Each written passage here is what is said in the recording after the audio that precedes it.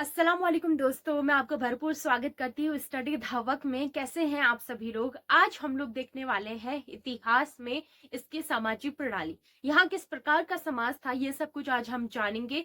तो चलिए बिना देरी करते हुए शुरू करते हैं स्टडी धावक की क्लास। सबसे पहले हम इसकी सामाजिक किसी भी सभ्यता की, किसी भी समाज की, किसी भी सोसाइटी की सामाजिक प्रणाली क्या होती है? सामाजिक का मतलब क्या है? मतलब उनका सोशल कल्चर कैसा है, मतलब वो किस तरीके से एक दूसरे से जुड़े हुए होते हैं, किस तरीके से वो एक दूसरे के साथ अपने विचारों का आदान प्रदान करते हैं, वो किस प्रकार की रीति रिवाज मानते हैं, कौन सी परंपरा मानते हैं, ये सब हम लोग समाज में पढ़ते हैं बेसिकली। ठीक है, तो यहाँ के समाज की अगर हम लोग बात करें, वर्तमान में कैसा समाज है? वर्तमान में समाज के रूप में हम देखें तो एक परिवार समाज की सबसे छोटी संस्था मानी जाती है।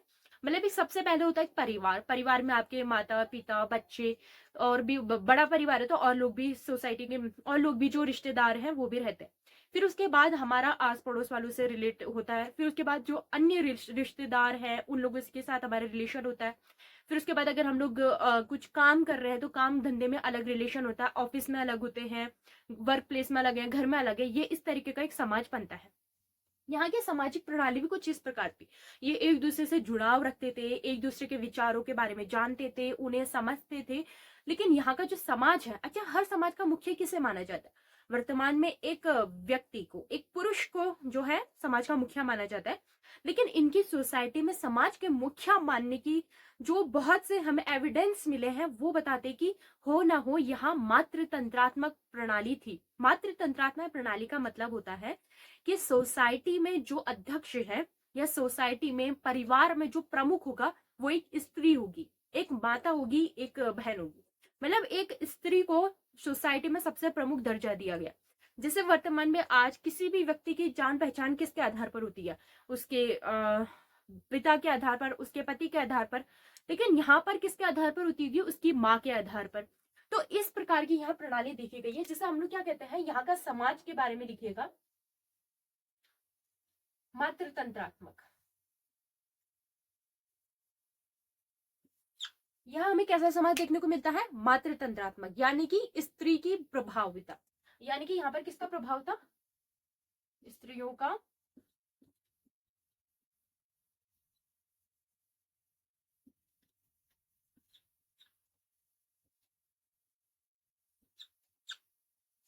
स्त्रियों का क्या है? अधिक प्रभाव था।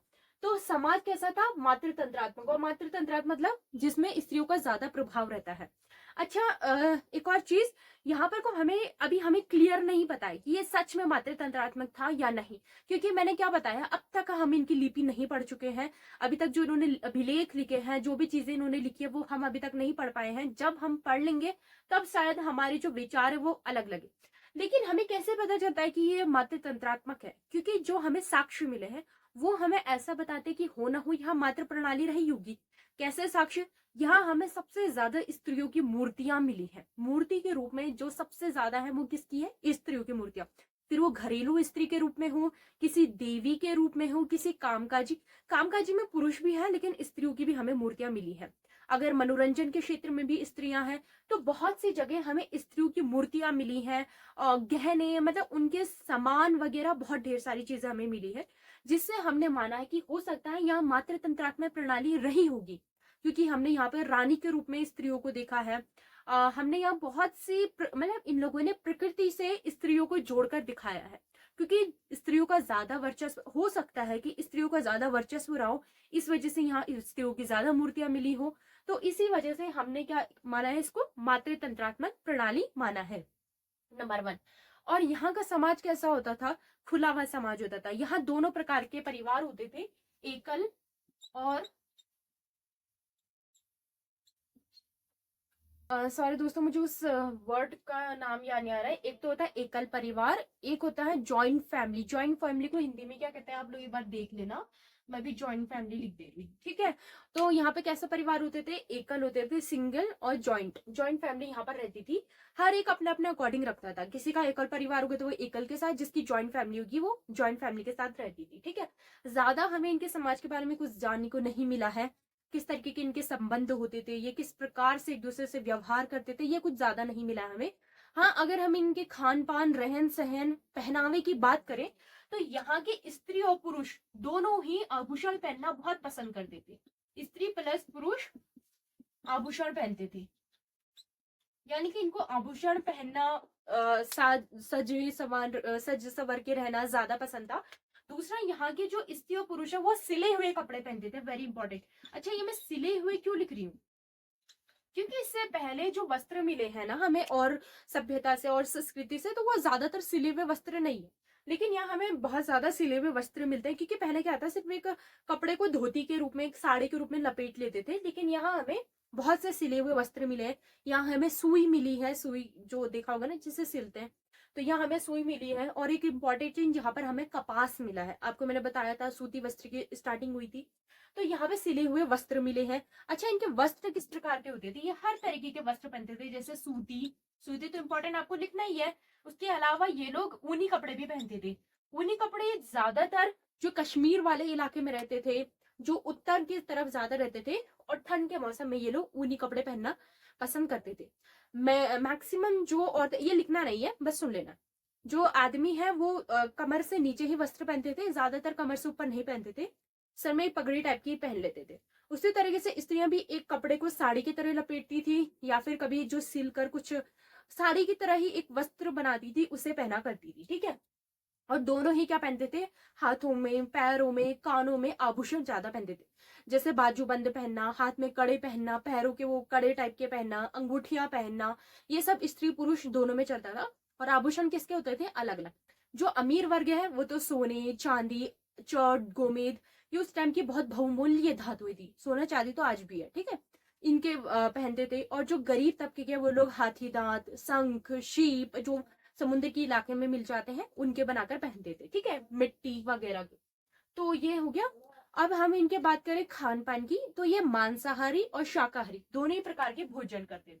यानी कि ये कैसे थे, मांसाहार भी थे, शाकाहार भी थे।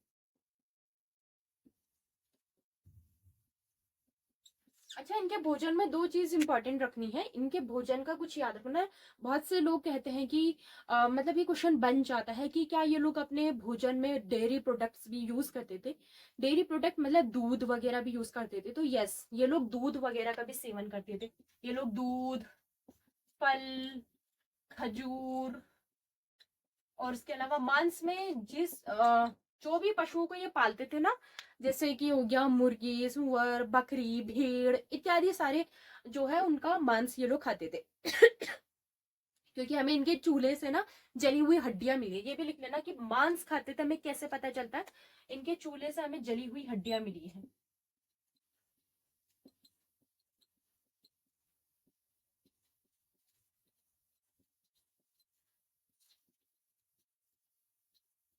तो हमें इनके चूल्हों से कैसी हड्डियां मिली है, जली हुई हड्डियां मिली है।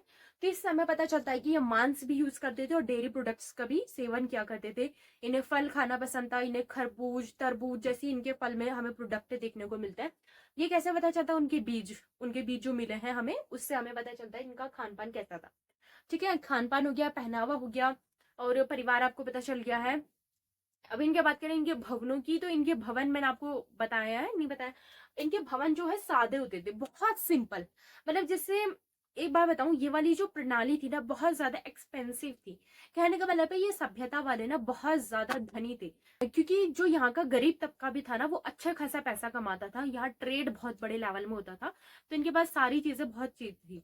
परंतु इन्होंने अपने जो घर बनाए हैं ना वो किसी तरीके से सजावटी, मतलब जैसे आजकल बनते हैं ना, एक कहते हैं वो दिखावे के लिए, इस टाइप का नहीं था। उनके घर बहुत सिंपल, बहुत सादे होते थे।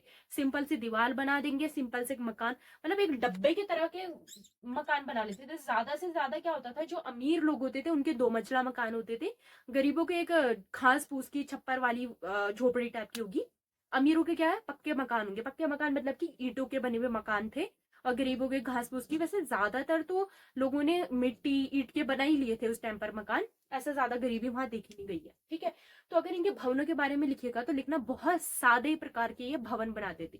क्योंकि क्वेश्चन ये बनता है कि क्या हड़प्पा सभ्यता वाले सादा जीवन जीते थे, तो आप कहेंगे यस, हड़प्पा सभ्यता वाले सादा जीवन जीते थे। ठीक है।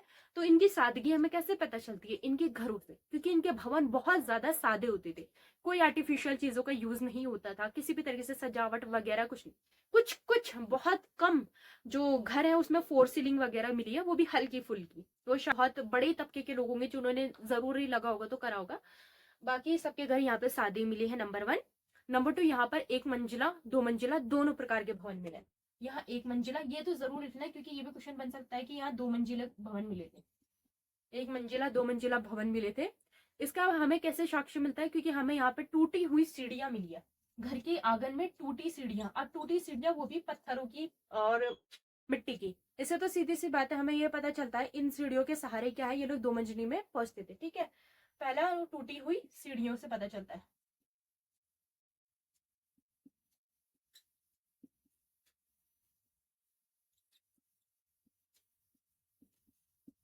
हमें कैसे पता चलता है? क्योंकि यहाँ पे टूटी हुई सीढ़ियां मिली है, जिससे हमें पता चलता है कि 1 या 2 मंजिले के यहाँ भवन होते थे, बहुत सादे होते थे। हर भवन के बाहर एक आंगन होता था, ये जरूर लिखिएगा, हर घर के बाहर में एक आंगन होता था। नेक्स्ट पॉइंट, हर घर के बाहर एक आंगन होता था, और साथ ही हर घर में बहुत से, मतलब हर तो नहीं, ज्यादातर घरों में कुआं पाया गया, ज्यादातर घरों में कुआं पाया गया।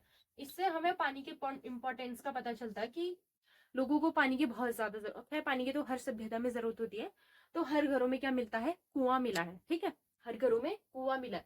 अब सोचो, जो लोग घरों में कुआं बनवा सकते हैं उनकी कैसी प्रणाली रहेगी, मतलब कैसा उनका आर्थिक स्ट्रक्चर होगा? सीधी सी बात है, मजबूत स्ट्रक्चर होगा। तो हर घरों में क्या मिला है? यहाँ कुआं मिला है। जल निकास प्रणाली मैंने बता दी कि हर घर में नालियां मिली हुई है। सादे मकान होते थे, मतलब आरामदायक घर होते थे।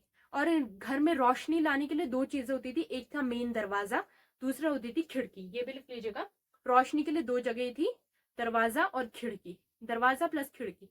अच्छा, यहाँ के जो घर के दरवाजे ना वो ज्यादातर बंद रहते थे, इस वजह से हर घर में एक खिड़की तो जरूर होती थी, ताकि बाहर की रोशनी अंदर आ सके। क्योंकि खिड़कियों को खोलना अपशगुन माना जाता था। यहाँ ये मैं आपको धार्मिक में भी पढ़ाऊंगी कि ऐसा माना जा, सॉरी, दरवाजे को खोलना अपशगुन माना जाता था।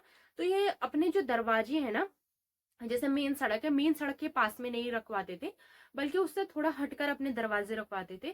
क्योंकि इनका मानना था कि अगर आपका घर सामने वाले के घर के दरवाजे के सामने खुलता है तो ये अपशगुन माना जाता है। और इससे ये भी माना जाता है कि घर में जो भी बातें हो रही है वो कहीं पड़ोसी ना सुन ले। मतलब एक तरीका का यहाँ पर थोड़ा कंजेस्टेड ये लोग रहना पसंद करते थे, मतलब आपस में ही बातचीत करना, अपनी बातें दूसरों को ना पता चले, इस टाइप का एक सोसाइटी थी यहाँ। तो यहाँ एक दूसरे को अपनी खास बातें बताना इनको पसंद नहीं था। तो ये लोग क्या है, एक तरीके से अपने आप में सीमित रह के अपनी बातें खुद से करना पसंद करते थे। इन्हें अच्छा नहीं लगता था कि सामने वाला पड़ोसी इनकी बातें सुन ले। ठीक है, तो ये सब आपने लिख लिया। ये मैं आपको, ये सिर्फ समझने के लिए आपका। तो अब हम कल देखेंगे इसका आर्थिक और धार्मिक स्ट्रक्चर। आज की क्लास आपको कैसी लगी जरूर कमेंट में बताना, और लाइक और सब्सक्राइब करते जाना और शेयर भी कर लेना। अल्लाह हाफिज।